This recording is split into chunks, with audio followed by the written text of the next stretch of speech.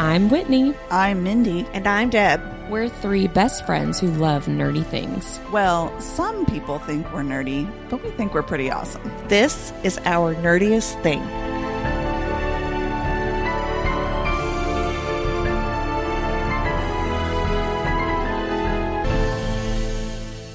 Hello, fellow nerds, and welcome to Our Nerdiest Thing. Today, we are continuing our discussion of Quicksilver by Callie Hart. We'll be talking about chapters 24 through 26. And once again, not really any spoilers, because Mindy and I don't know what's going on. Well, past these chapters. Yes. We kind of know what's going on, but maybe not. Do we? Before we get into anything else, Deb, will you please share our nerdiest cocktail? Tonight's drink is named the Corpse Reviver, Ooh. and it's themed after Fisher's soul skills.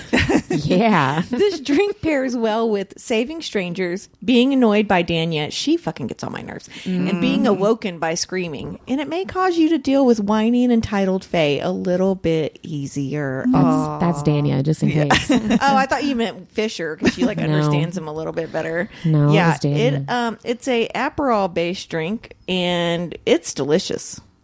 It's so good. Do you know Corpse Reviver is the actual name of the cocktail?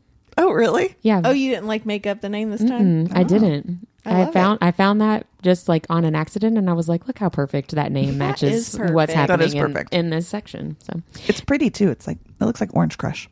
it does kind of look like Orange it Crunch. does. Orange Crunch. Orange Crush. I will say if it tasted like Orange Crush, I think I would like it. But it's the first time I've ever not liked a drink that we've made, so I've not liked several, so you're allowed. You know what though? I drank a lot last week, and I think also my body's just You're like rejecting no. it immediately. Yeah. Like, you know what? Because I was going to make myself something else, and I was just like, no, I'm not. I don't want to.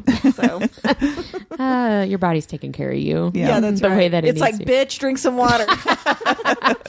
Oh, man. Well, that brings us to our nerdy and dirty recap, where somebody is going to have 30 seconds to tell us some of the things that happened in this section of the book. Let's Mindy, the wheel o' names hath spoken.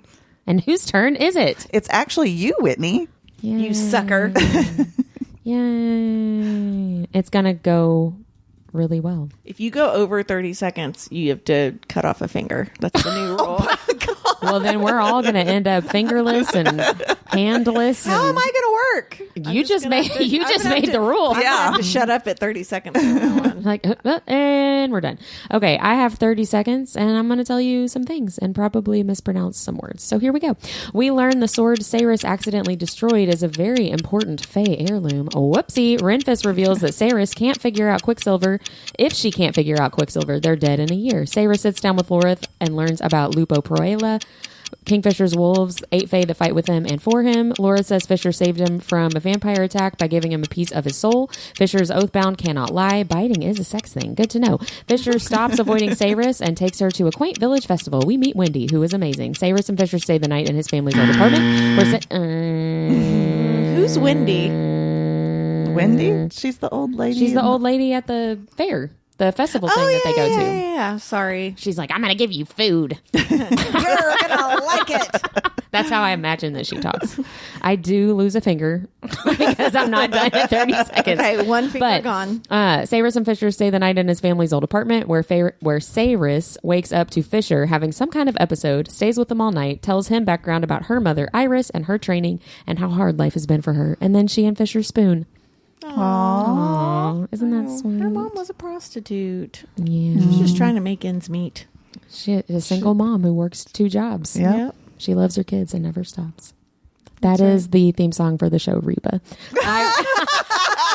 I realized as I started doing it, I'm like, wait a second, this is the That wrong. sounds familiar. This is the wrong audience. Like they don't know the Reba theme song.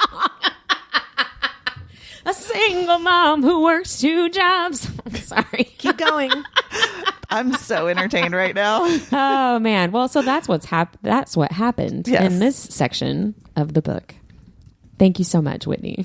You're welcome. Thank you Mindy. for your comings and goings. Thank you for your comings and goings. Mindy, it's your turn for is my our turn. nerdiest vocabulary. All right. Teach us.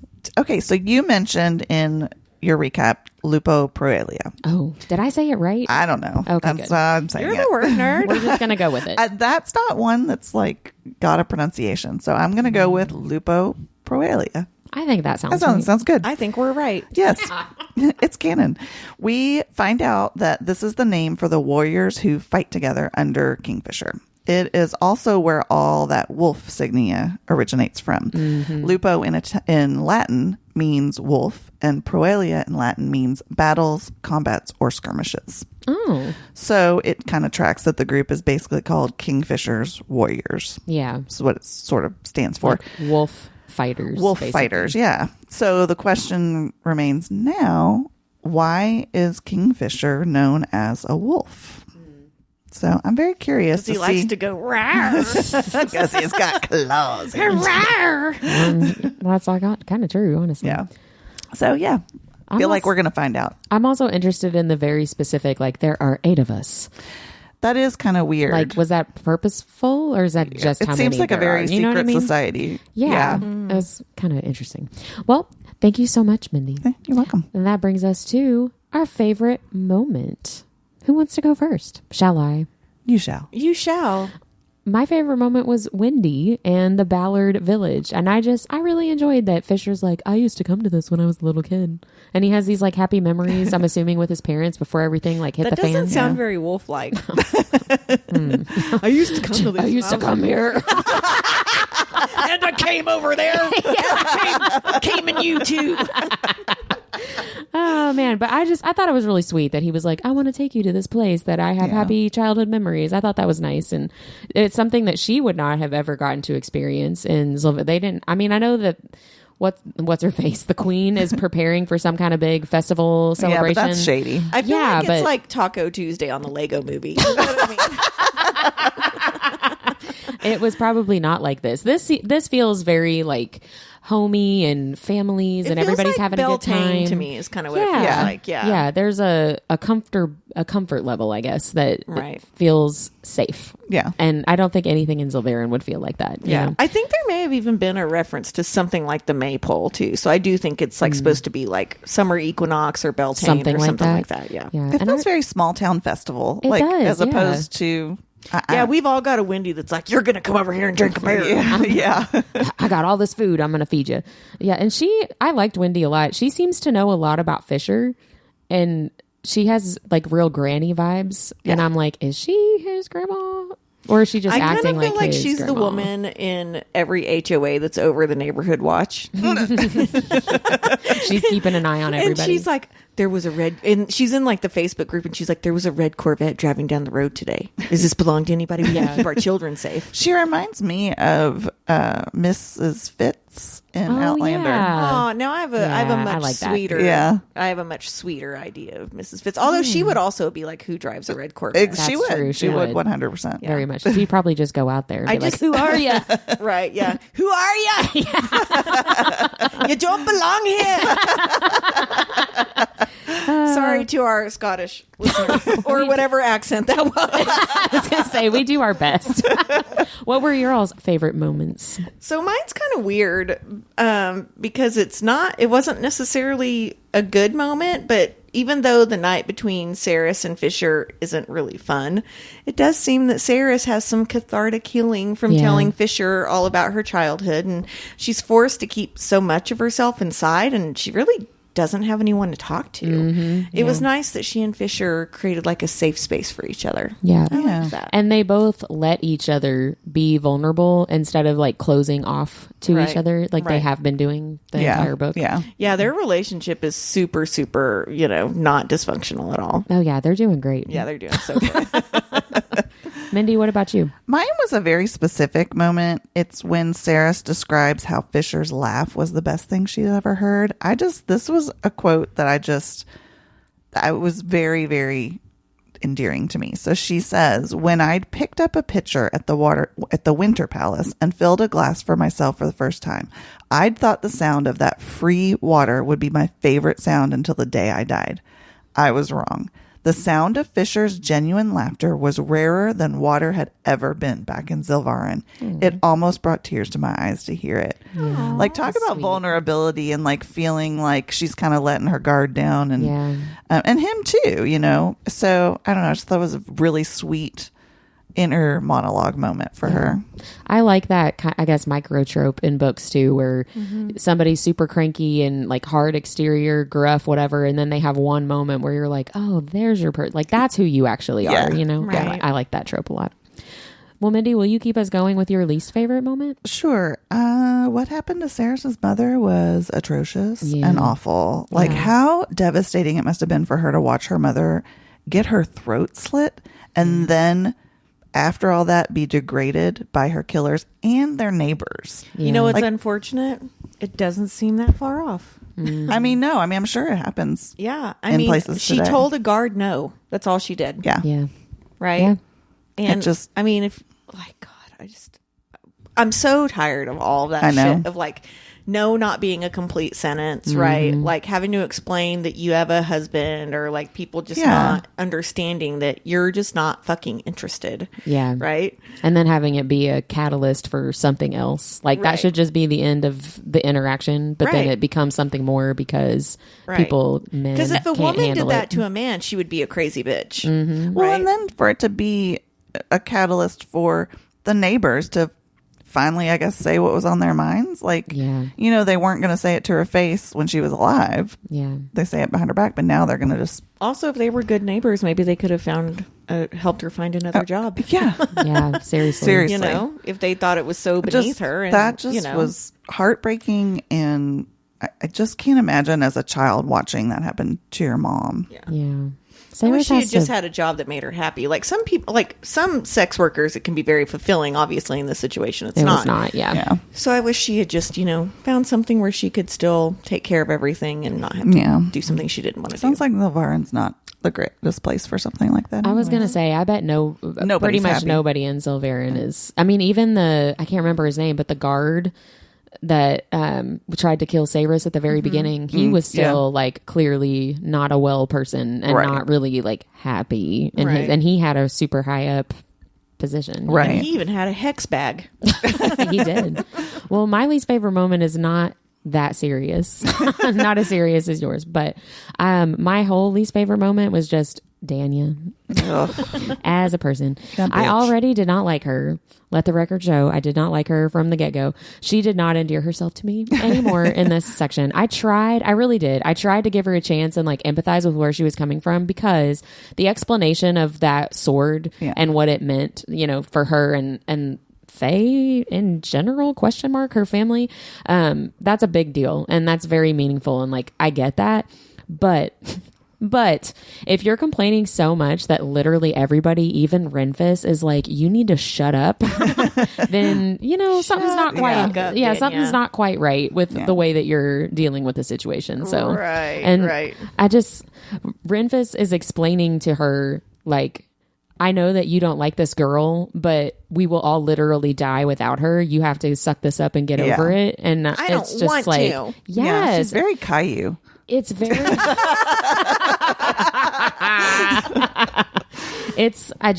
My annoyance just got so much worse with her in this section. I'm just like, shut up. She's the worst. Shut up, DANYA. Like, gosh. I mean, is she going to have a redeemable moment or is that the only part of the book she's really in? You know what I mean? Good question. I don't love her. I don't. She has no empathy for anything that's going on around her, I feel like. Well, and she kind of, at this point, she doesn't have a lot of importance for what's going on around her, other than the moment that she attacked Fisher. Yeah. Because and that she was has the super special sword. well, the Not anymore. the attacking Fisher.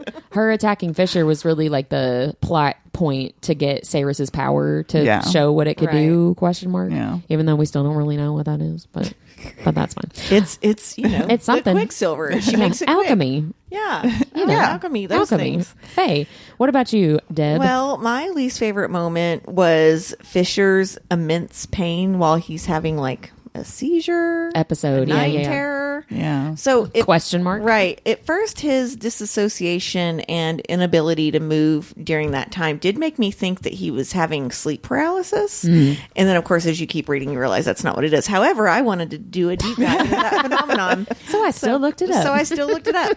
So if you've not heard of sleep paralysis, it's a phenomenon that affects 70% of people, in which a person experiences temporary paralysis feels pressure on their chest, and experiences hallucinations while falling asleep or waking up. And 90% of these cases contain disturbing hallucinations. Okay. No. I rebuke all of this as not actual truth. So I'm gonna give you some personal examples at the end. Oh crap! Yeah. The scientific reason for sleep paralysis is easily explained. During our deep sleep or REM sleep, our brain literally disconnects from our muscles, right? So sleep paralysis is believed to be a phenomenon of being either awakened abnormally or falling asleep into a dream sleep where our brain is still in sleep mode. So our brain is in REM, right? But we've woken up, and this sometimes creates a lag between when your brain wakes up and when your muscle connection returns, right? So you're awake, you can see what's going on around you, but your body hasn't told your muscles to move. All right, I accept this explanation. Right, but most cultures don't agree with that. So several cultures believe in paranormal reasons for sleep paralysis, and the most common depiction that we see here in the U.S. is the night hag from modern folklore, which is described as a malevolent force that immobilizes you by standing on your chest. Oh. Yeah, fun times. Yeah, I love that. A more harmless entity named a Mokthi hails from Albania and visits tired and suffering women. He wears a golden fez. No. He wears a golden fez, and if it is claimed by the woman, she receives a wish.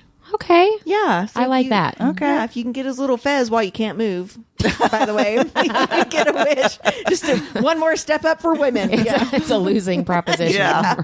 In Arab countries, the al-Jathum is a jinn that perches itself on the sleeper's chest. So, you know what jinn are from Supernatural. Wait, it purges itself? Perches.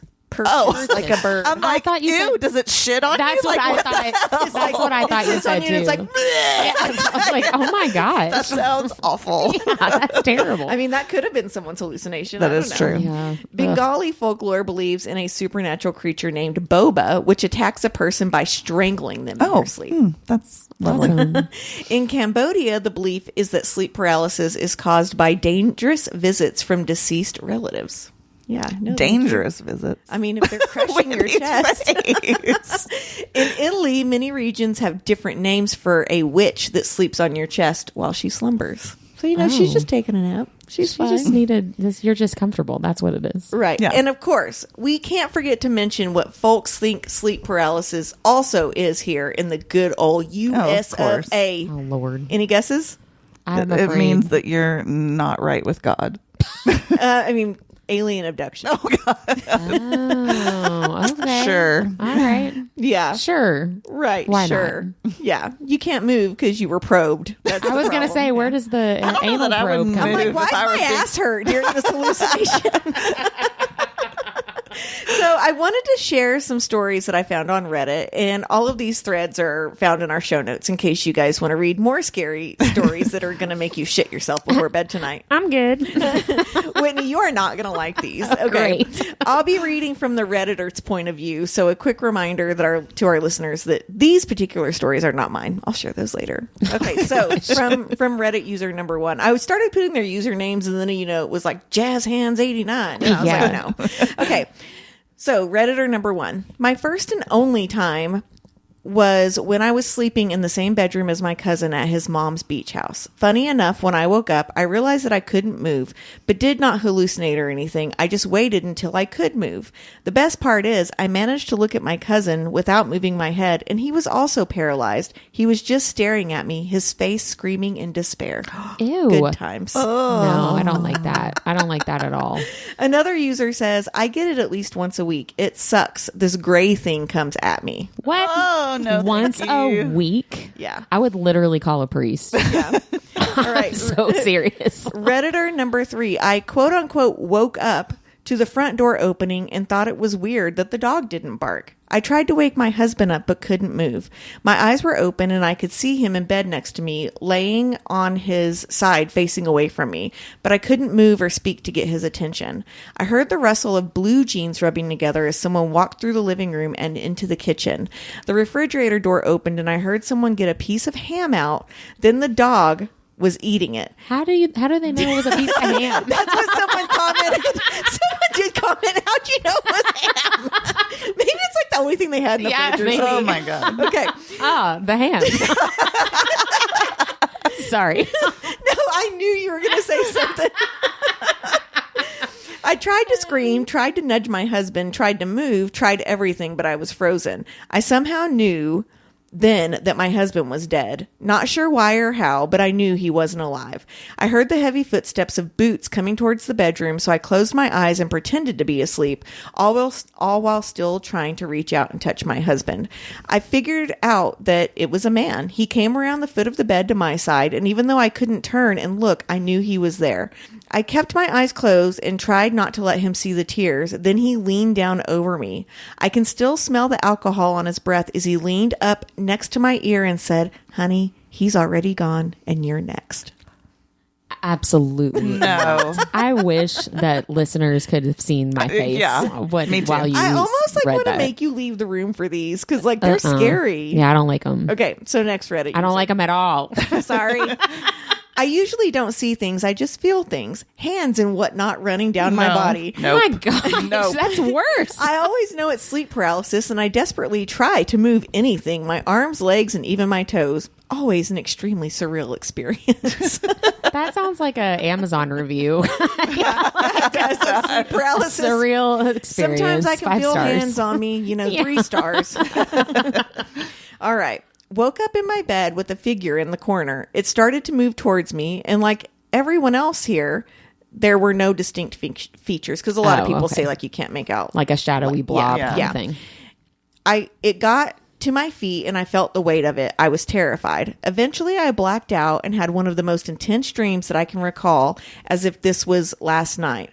I was in a pure white room walking between long shelves of white.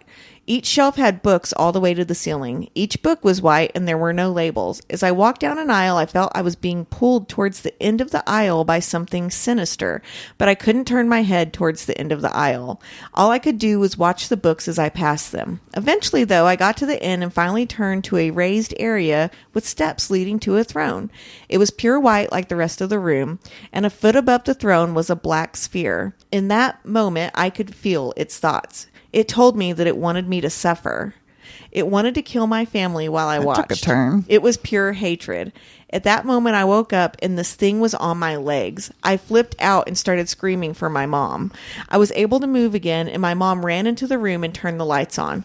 She calmed me down and I laid back down to sleep. Well, about 30 seconds later, she ran into the room freaking out. She was highly religious at that point and started praying out loud, saying, "In the name of Jesus, get out." Years later, my mom recapped her version of the story, how she ran into the room to hear me screaming. She went back to her room and my stepfather was awake and asked if everything was okay. She said it was just a bad dream. He said, "That's weird. I've been awake for a while and I heard a woman clear as day talking in that room." He said she was repeating herself over and over, saying in a very calm voice, "You need to call out to your mother. You need to call out to her right away. Call out to her." Wow. I don't like it. This is reminding me, so I don't forget to say it when you're all the way finished with your deep dive. There's a show on Netflix called Evil that actually has sleep paralysis as like a huge plot device in the story. It's a woman who, I think she's a psychiatrist, and she starts working with this group of people for the Catholic Church that go to investigate alleged like possessions or and miracles. You can watch this shit? I can actually. Yeah. I did have to stop. It's been a while since I watched it because it was getting like real heavy, but the people on the team get sleep paralysis and like demons visit them in their sleep paralysis and stuff. It's actually an excellent show. Well, and I know you've not watched Haunting of Hill House, but it's a main component of that too, because that's when she sees the bent neck lady is when she's in sleep paralysis. Yeah. All right, another good story for you, Whit. Again. Yeah, I was spending the night at a friend's house in high school and woke to a very pale child, very long arms and legs, like 3 times longer than they should have been.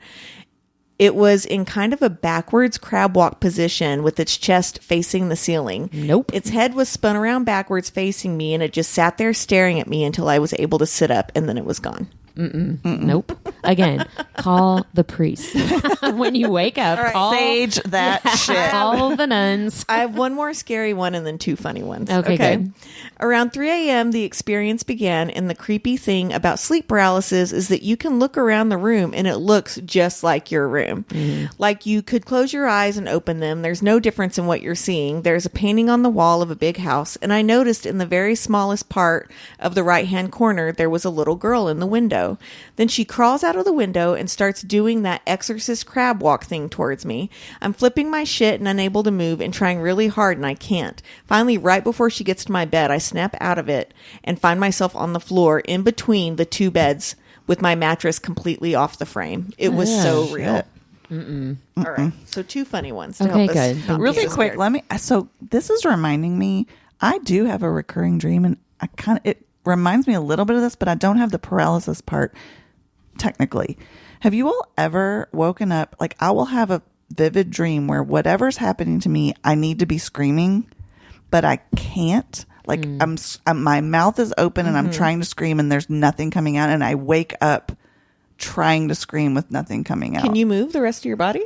I hadn't really thought about it. That's I'm sleep wondering. I'm paralysis, wondering babe. if that's what it is. It might be. Yeah, it might be. Robbie does that. I don't like it. But like he'll have dreams that he's trying to scare somebody off, and he'll in his dream like, be yelling. "Shoo!" Well, but like in his What does Robbie dream- say in his dreams? Well, what he says out loud that wakes me up is usually. No, I'm pretty. But like in his dream, he's like yelling I words. think and mine's stuff.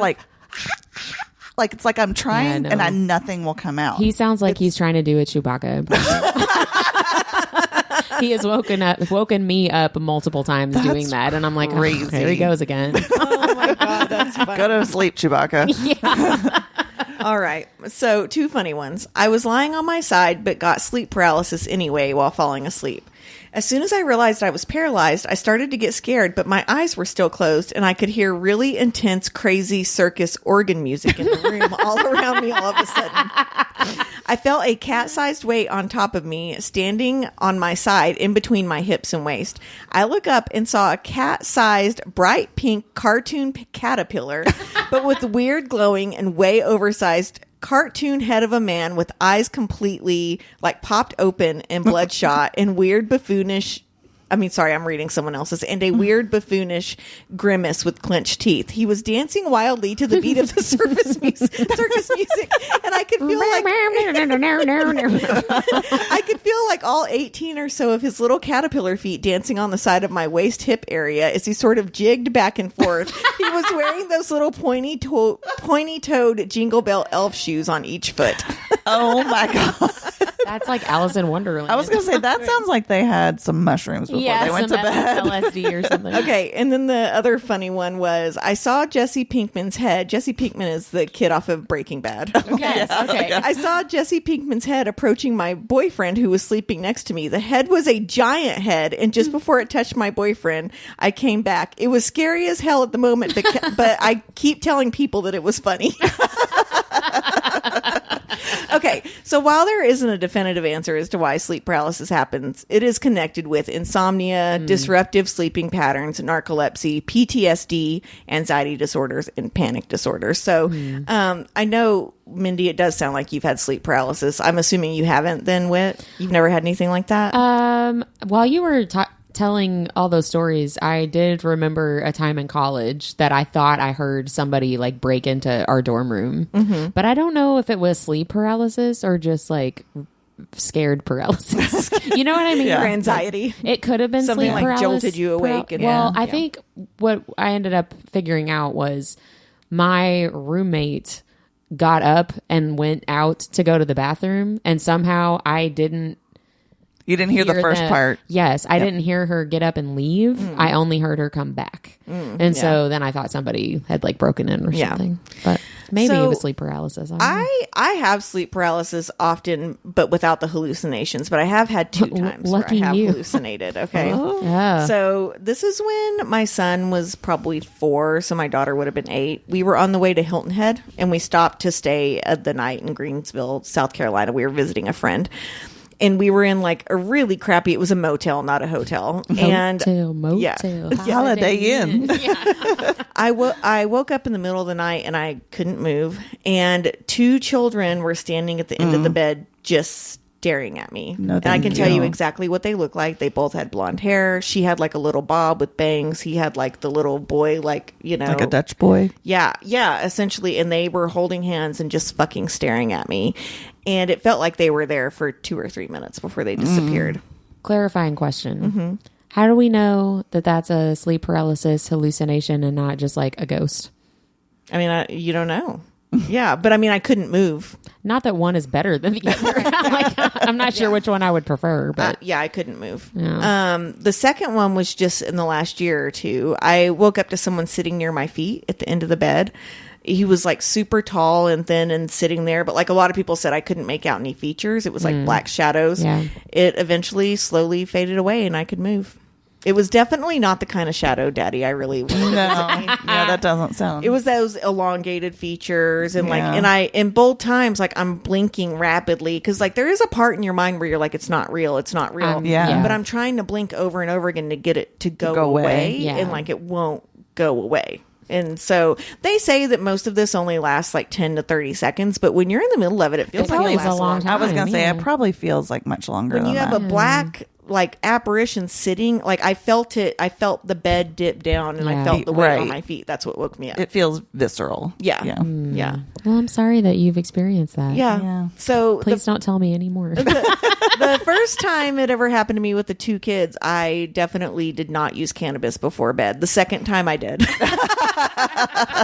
But the kids were questionable. The kids were scarier. Yeah. Because they like have wouldn't liked move that. and they were just looking at me. Yeah. I don't like that either. Like I was supposed to do something. You know what I mean? Yeah. Although all these stories are making me think of stuff like unsolved mysteries and things I used to watch as a child that maybe that's why I have issues with anxiety now. But And that you continue to watch true crime documentaries all the time. Yeah. But people will talk about like ghosts experiences and it's those kinds of things where like I felt somebody sit on the bed and it's like, well, maybe it was sleep paralysis. Yeah. Maybe. And is there really a difference between those two things? Maybe not, with you know? sleep paralysis, you can't move to make it go away. Like you can't do anything about it. But I could see, just like me a minute ago, I could see people being like, well, I was just really scared. I was frozen because I was scared. You know what I mean? Yeah. Anyway.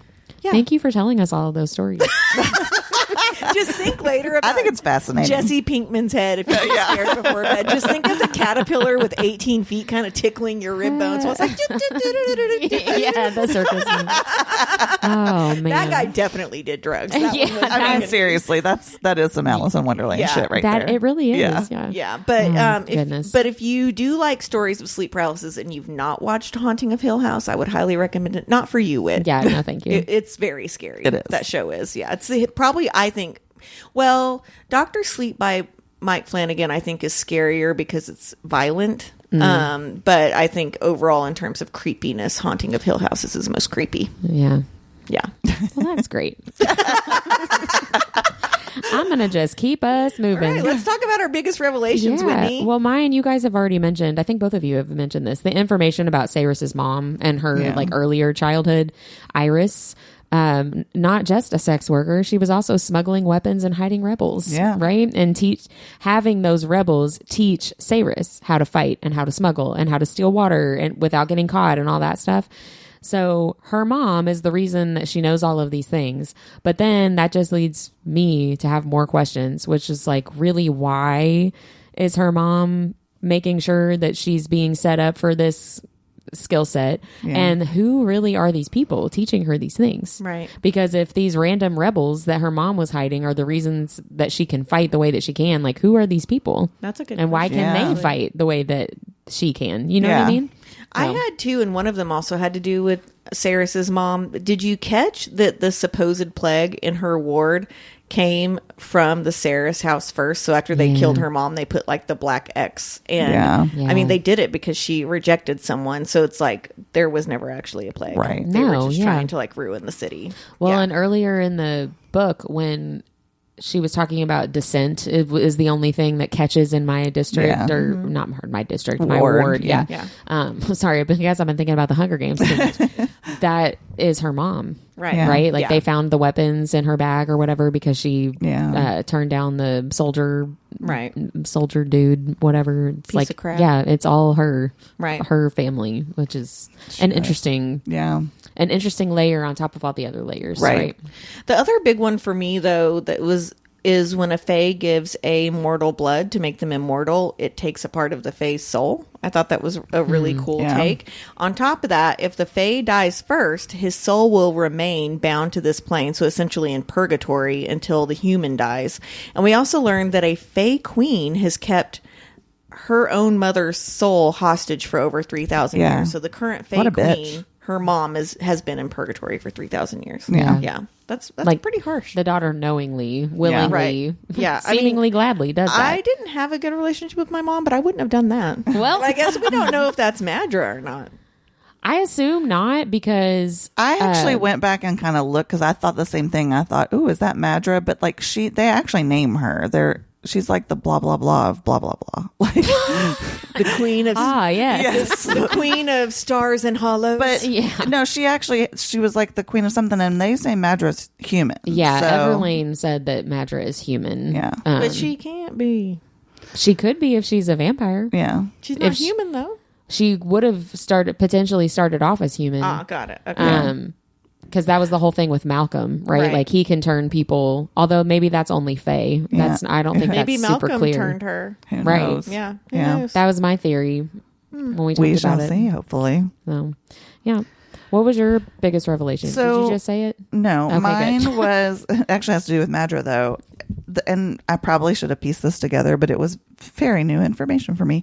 That Madra hoards metal because she knows that it has Quicksilver in it. Like all metal has Quicksilver in it, and she wanted to keep it away from the people so they couldn't control it, like Saris does. Oh, I don't think I caught that.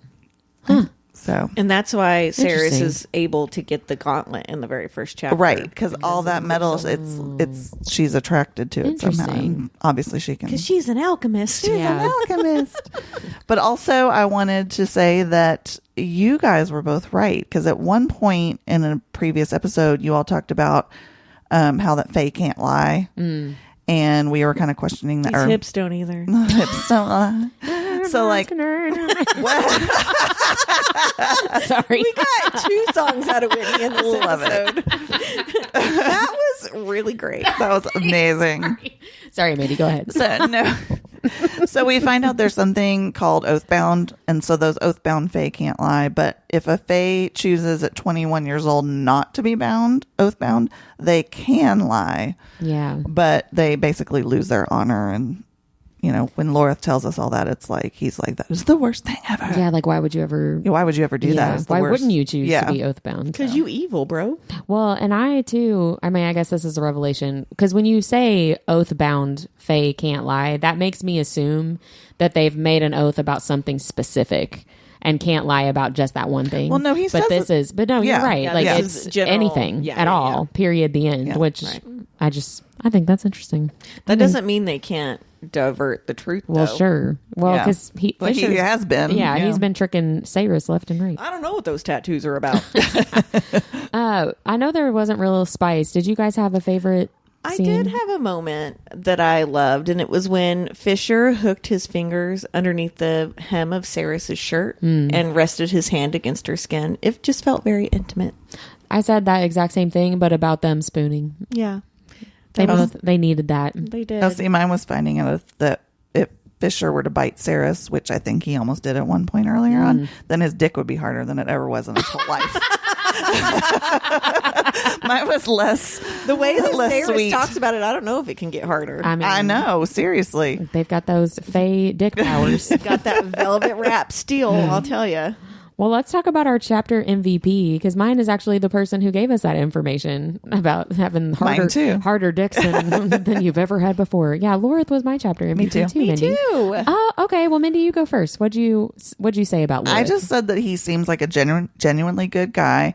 He's the first person who has genuinely befriended Saris that doesn't seem like he has any hidden agendas, and he gives so much backstory. He makes Fisher seem like a saint in his story, and he reveals that Fisher has given out a piece of his soul to him, and that if Fisher dies, we've already talked about all this, that that he has to wait around basically. Hey, there's a microphone there. Yeah, I know. Sorry.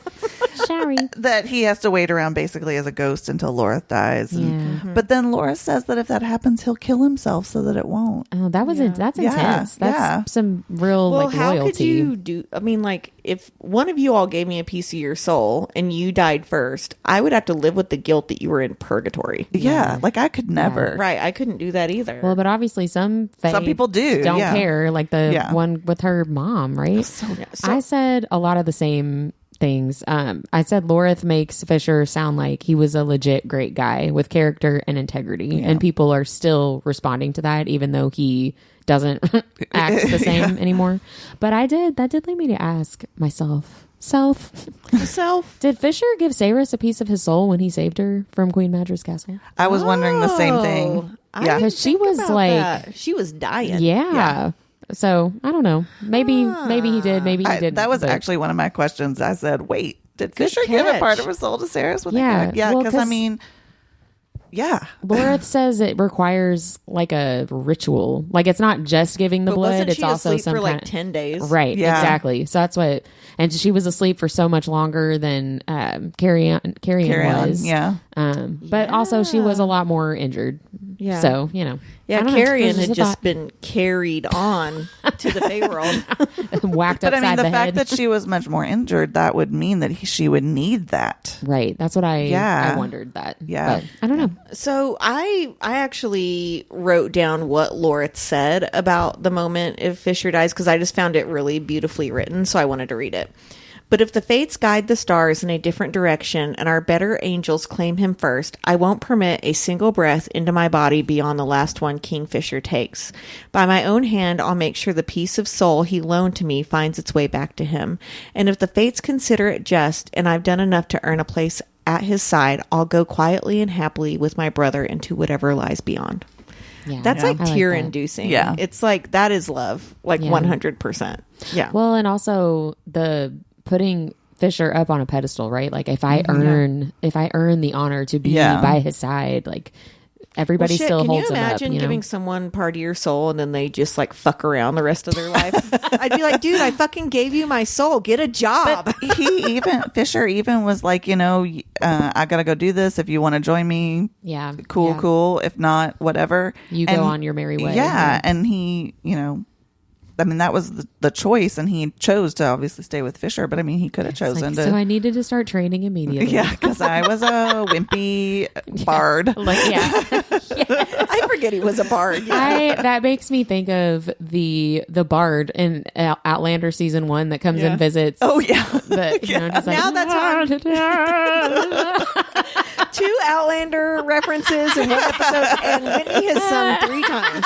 I don't think that last one counted really as a song, but that's she's like, you can return through the stones. I can go back.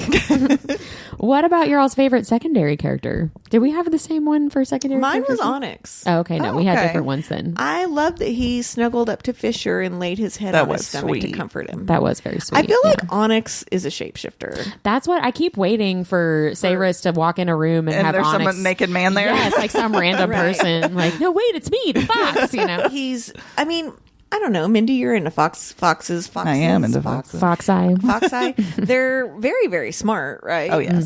But I mean, feel that's why they say clever, right? As crafty as a fox or whatever. But I feel like Onyx understands a lot. He literally, earlier in the book, whenever Saris is going to go into that big pool of Quicksilver, he goes and gets Kingfisher, right? Like we're assuming, yeah, right. Yeah. Like we see him be very intuitive with her a lot, and I mean, this is something though, like a dog would do, right? If you're the person you're with is struggling, like a cat wouldn't come over and snuggle you, but mine would. Cupcake would. She would, yeah. But we're like codependent, so yeah.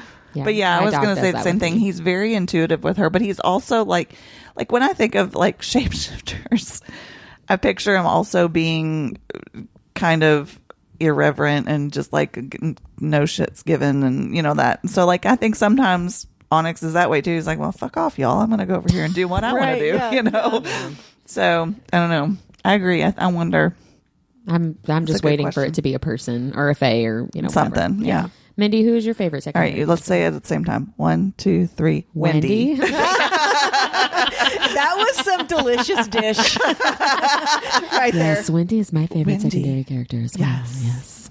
What'd you say for your reasons? I said that she just has that no nonsense but lovable vibe, like Mrs. Fitz in Outlander. I love her, and the way she treats Fisher like he's a young boy who she's nannying or something is just hysterical. That's what I was saying earlier. It's like the granny vibes, right? I'm like, is this his actual? I would not be surprised if it was like his actual grandma. If we find that out later, or a great aunt or something. like that. Some kind of.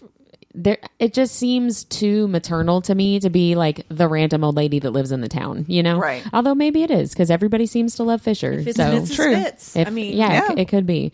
So she seems, like I said earlier, she's just so knowledgeable about Fisher, and also Cyrus a little bit too. Like she sniffs her and is like, "Oh, more than a friend." I know. Yeah. Can I ask one of my questions though? How did Wendy feel someone from Zilvarin pass into? That was one of my questions. That's one of my questions. I have so many too. fucking questions. I know. from I these. have a lot of questions for this section, but yeah, that was one of the things I wrote down about Wendy is I need to know more about Wendy because it's like what does she know and how does she know it? Did everybody feel it and she's the only one that's brought it up, or did she feel it because she's special? I feel like she must be special because I think if it was a widespread thing, more people would be bringing it up. Right. You know? That's true. I mean, my question was, what kind of fae is she? Because she felt this buzzing or whatever. And like, how does that all fit in with the whole what and who is Cyrus really mystery? Right. You know, and like what comes from Zilvarin and the Would whole. you feel your own blood pass over? Possibly. Maybe. I don't know. Yeah. I don't know. Well, and she says to Fisher, she calls him Kingfisher of the Asian Gate, and he like did not like that. He said his face paled and like he stiffened or whatever, and not in the fun kind of way. But it was also at the same time that she said something about Cyrus, like introduce me to your friend or whatever. So I was like, what is he reacting to? Is he reacting to just her talking about Cyrus or talking about him? Like, what's going on? And again, what does Wendy know and how does she know it? It's like, who is your daddy and what does he do? That's I want to know more about Wendy. So hopefully we'll see her. Who is your daddy and what does he do? I did have we'll see two her again. honorable mentions for just because secondary? they were funny. One is the satyr that sings at the festival in Ballard because her song is about an old carpenter that can't keep his wood hard. That made me chuckle. And then my other honorable mention is Cyrus's tolerance for alcohol because apparently that girl can put him away. She was like, I'm on my 6th weird beer that this roll gave me. I keep waiting for it to be like fairy wine. It was fey wine. Yeah. Yes, like we talked about several episodes ago, and that never came to anything. So I guess Maybe she she's just still hold her drunk liquor. and we just don't. Maybe that's just how This she whole thing is yes. like a drunk dream, a Jacob's ladder. That would piss me off. That would piss me off. Yeah, I would Don't not do it, I would not be Callie Hart. happy about that. What about favorite quotes? I have two. I also have to. The first one was last night when the head of the Lupo Paralia had plowed me like a god-cursed field. That was mine. That's funny. I laughed in bed. And, I read it like 1 a.m. Yeah. So, And then my other one, I think it's Carrion that says it, but it says, where the fuck can I get a drink? What was your other one, Mindy? That was my only one. Oh, you just had the one. Well, I have God's two. cursed field. When Lorith says to Cyrus, you get used to it, that overwhelming sense of impending doom. I was like, oh, gosh. But that did make me That laugh. feels relevant. I know, right? And then Fisher, this one was sweet. He says to Cyrus, smiling has been pretty hard of late. It is getting easier, though. And I was like, yeah, it is. You're so cute. I like you. Yeah. Well, now let's talk about all of our many questions. I know. I really only have one main other one because I've kind of asked them as we've gone. But do we know how Kingfisher's mother died? I think she it was sent to the castle, but then in childbirth with Everlane, wasn't it? Oh, was I it? have that in my head, and I feel like we read it at some point, but I'll have to look it up to be for sure. He brought up her death a couple of times, and I was like, how did she die? I think it was in childbirth with her. I think so, too. I'm pretty sure that he told Cyrus that at one point, but I'll have to look it up. Poor to Everlane having to live with that. I know. Yeah. That sucks. Mindy, what questions do you have? Several. I know. I've already gone over a couple of them, but Lorith was surprised at the details of Sarah's bargain with Fisher. Mm-hmm. So in trying to figure out what was surprising about it, I thought maybe it was the part about how he would let her go home. So what if Fisher knows that because she's an alchemist, Sarah's home isn't where she thinks it is? Maybe home isn't. He knows her home is in. It's not Zilvarin, Aurelia? it's somewhere else. Yeah. In his It's lap. with him. So that was the question I had. On his In dick. his arms. On his dick. And then we talked about Madra maybe being a vampire, but there's something in these chapters, and of course I can't remember what it was, about drinking vampire blood.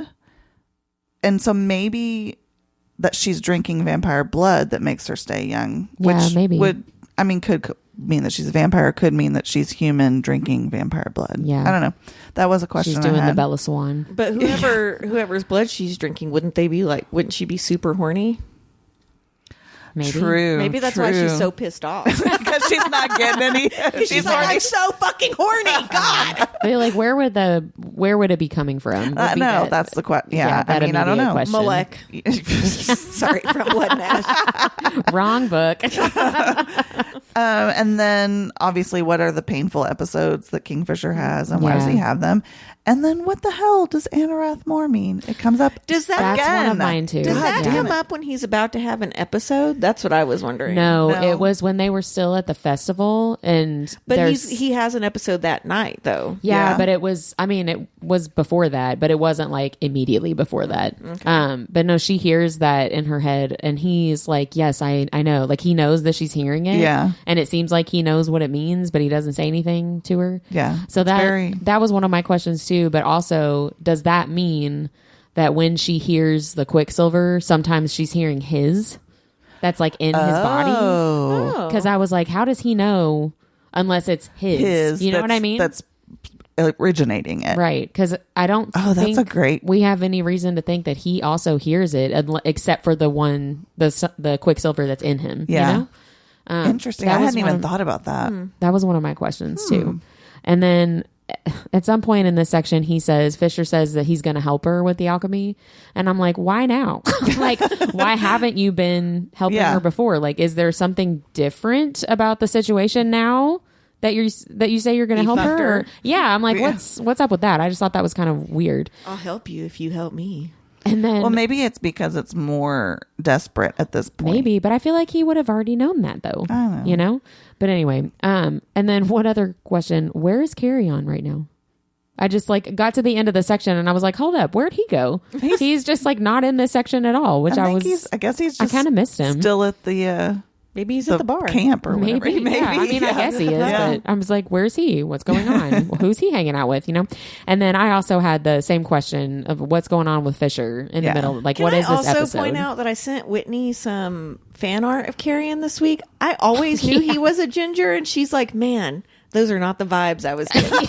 This is not how I Read the pictured fucking him. description. Well, to be fair, and I think I said this in our first episode too, the description of his hair is like 17 different colors at one point. But like all shades of red.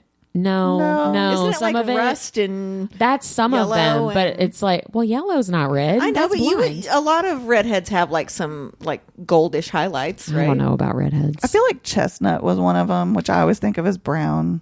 See, I feel like that too. Again, I have to look it up to see for sure. He had his tips frosted. He might. I mean, he might have. Maybe a that's the Zilvarin. The trend. style? Yeah, the style. Thank Everybody has frosting caps, but no water. you. That would really be something. Oh my yeah. God. So that question of what's going on with Fisher and his episode, much like you leading to your deep dive with sleep paralysis, I did a deep dive on demon possession because See, demon that's what it made me possession think scares of. me way more than sleep paralysis Well, does. Although I'm prepare scared yourself. that the things that I'm seeing are demons. True. Not gonna lie. Well, especially when it was describing his body like lifting up off of the bed, I was like, okay, that's a demon possession type body's move. calling for ya. So the voices in your head, controlling your body in weird like contortions, all that made me think of demonic possession. So I looked some stories up. So I have 2 links in the show notes of 2 different possession stories, but I'm only going to tell you one of them. So the other link in the show notes is about an exorcism of Anneliese Michel, which is the story that was the inspiration for the movie, The Exorcism of Emily Rose. So if you want to read about that, that's in the show notes. I'm going to tell you about the demonic possession and exorcism of Anna Eklund, which actually is a pseudonym, which I thought was kind of funny. In Wikipedia, it's listed as Anna Eklund, and then one of the first things it says is, actually, that's not her real name. Her real name is Emma Schmidt. So I'm going to refer to her as Emma. Why can't we just call her regular name? I don't. Well, I'm going to tell you. Okay. That's part of the story. Is this like Bloody Mary? No. So Emma was born in 1882. There are some conflicting reports as to her family and place of birth, but they've narrowed it down to two people because it was the 1800s, right? So records weren't super great. So she was either born to parents from Germany and was a first generation American citizen, or she was born in Switzerland and immigrated to America as a baby. One of those two things. Either way. She was born somewhere. She was born somewhere. To some nationality, parents. Her parents were not American. Either way, she ended up in Wisconsin. Okay. So she reportedly began exhibiting signs of possession during her adolescence. What year is this ish? She was born in 1882. So this would have been like the late 1890s at this point. She demonstrated revulsion of holy objects. She had, quote, disturbed thoughts, which was not any more specific than that. So that could have been She was a literally, woman. it could have literally been anything, right? She said that men shouldn't tell her what to do. They're like, she's disturbed. She also had an inability to enter churches. And she also began to take part in, quote, unspeakable sexual acts. Oh. Again, no more specificity. She didn't with want that. to go to church and she liked sex. I think we figured it out. Well, she could have been gay, or who knows? It wasn't specific. So, of course, her family believed that this meant she was possessed by a demon. This is the late 1800s. So, and you know what? Honestly, some people today in 2026 would come to the same conclusion. So we haven't really come that far. So, according to an account published in 1935, the believed source of her possession was her aunt, Mina, who was a reputed local witch who placed spells on herbs and food that she prepared. Mina was also allegedly a lover of Emma's father. Oh. I'm assuming this is not his father's sister. I hope not. It didn't say one way or the other. So in 1912, so this is several years after she started exhibiting all these different signs. In 1912, Emma and her family sought out Father Theophilus Reisinger, a Catholic priest, for an exorcism. And there isn't a whole lot written about this exorcism, which is very unhelpful for us and our purposes today. But in 1928, the family sought the same priest once again to help with another exorcism of Emma. So lots of years in between these events. I'm going to say that if it didn't work the first time, get a different priest. Well, you would think so. But this guy, the Father Reisinger, apparently had like a reputation for some reason. I don't know if it was good or bad or just like, hey, this guy's willing to do it. So there you go. So in the summer of 1928, Father Reisinger consulted to perform a second exorcism of Emma, and Father Joseph Steiger of Erling, Iowa, who was a friend of Father Reisinger, suggested that the exorcism be undertaken at a convent owned by the Franciscan sisters in Erling, Iowa. So they traveled from Wisconsin to go do this. Emma was taken to that convent on August 17th, 1928, and reportedly exhibited numerous symptoms of possession. Okay, wait a second. How'd she walk into a convent when she can't even go into a church? I think they carried her. They probably had her tied up. I'm going to just be real about that. I don't, it doesn't say, but they took her there. So I'm assuming. Wait a minute. I mean, they might have put this, I don't believe they could have put her in like a cage or a coffin. I mean, I guess, but it seemed like with the churches, they were repelling her. Like she physically couldn't get in there. So. See, I don't know. I imagine that as being like people forcing her in and her just like putting up a fight. You know what I mean? I mean, I will say this. She could have just been like, oh, that's not letting me go in because she didn't want to go in. Oh, no, I can't go across the threshold. So, I mean, there is that. But like, I guess I better go back home. Something's not adding up here, but. Well, there's a lot of things that don't really add up with this story, but that's okay. So she allegedly was falling into fits of rage over food that had been sprinkled with holy water. She was hissing like a cat, allegedly. And the Franciscan sisters of the convent helped Father, what's his face? Reisinger. Sorry. Helped Father, what's his face? With the exorcism that began the following day, August 18th. And allegedly, this exorcism process was violent, with her levitating, howling, and hanging from the frame of the doorway.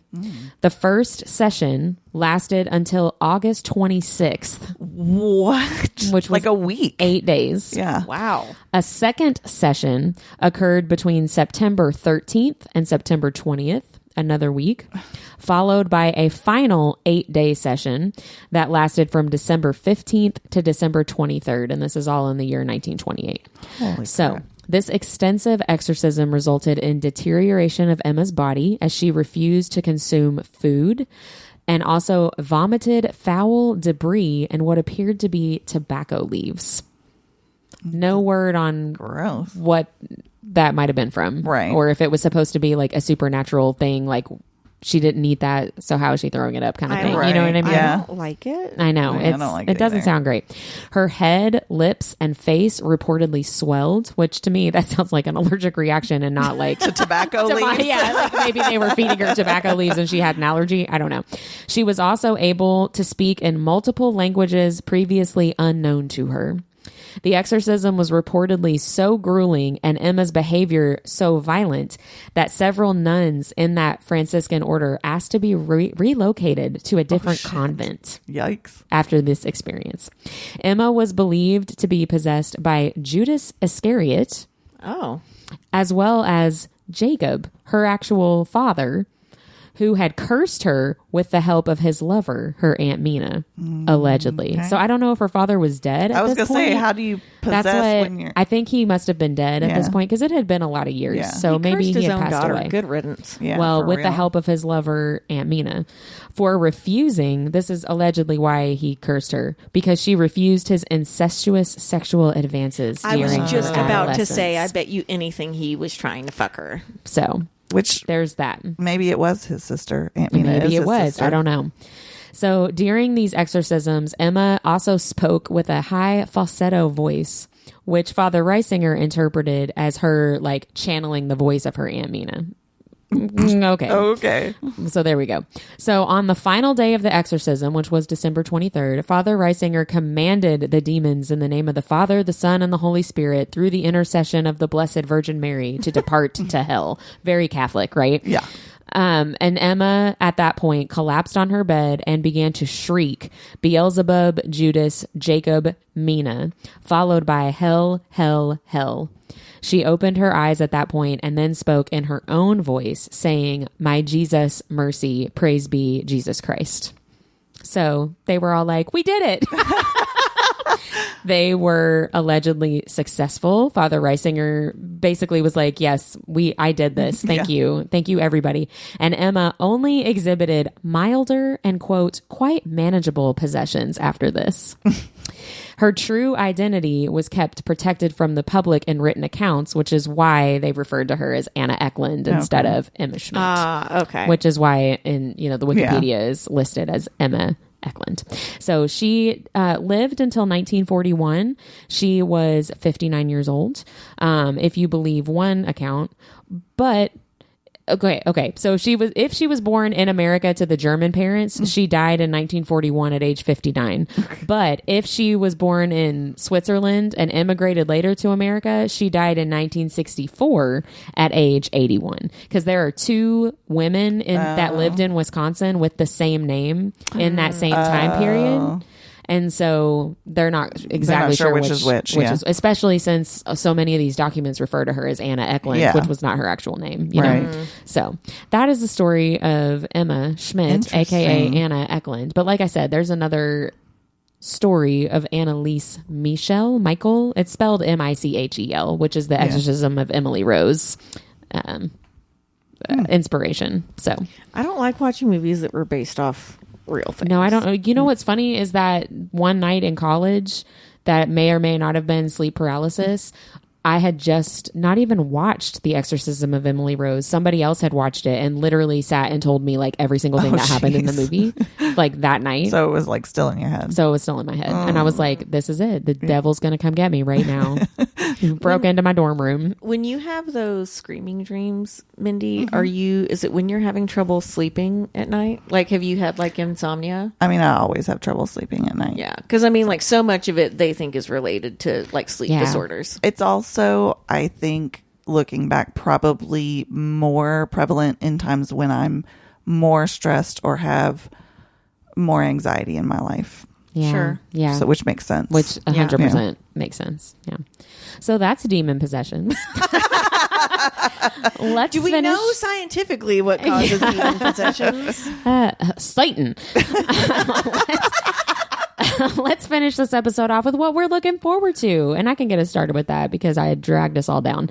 So I would love to see Fisher continue to open up and allow himself to be vulnerable with Cyrus and allow her to like be close to him, right? Instead of sending her away in this section, he let her stay and snuggled with her all night, which I thought was really sweet. Although I will say his swagger is MIA in this section for me, which I feel bad to say because he's like going through it a little bit, but I would like to see that swagger come back a little bit. So we'll see. It's hard to have swagger when you're either having sleep paralysis, getting, possessed by a demon, or just having a seizure. Well, but he wasn't doing that at the festival, and he was still missing it's hard to have swagger when your old nanny like person's trying to shove food down your throat. I'm going to bring you more cookies.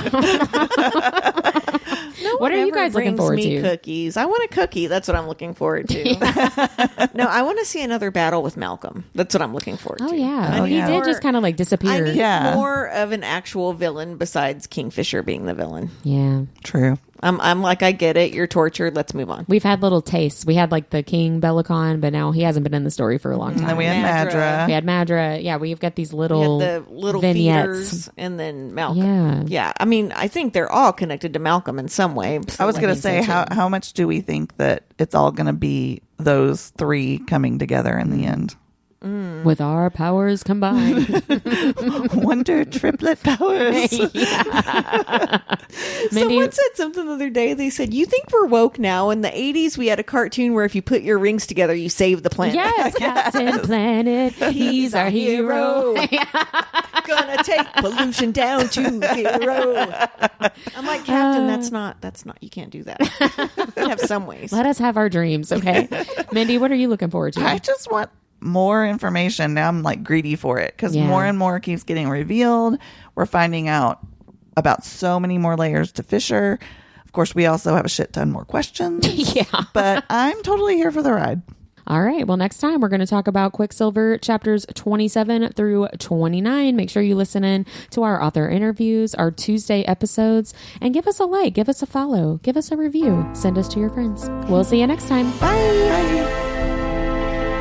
Like what you heard in this episode? Follow Our Nerdiest Thing on Instagram at instagram.com/Our Nerdiest Thing or Facebook at facebook.com/Our Nerdiest Thing. We love hearing from fellow nerds. Email us at ournerdiestthing@gmail.com.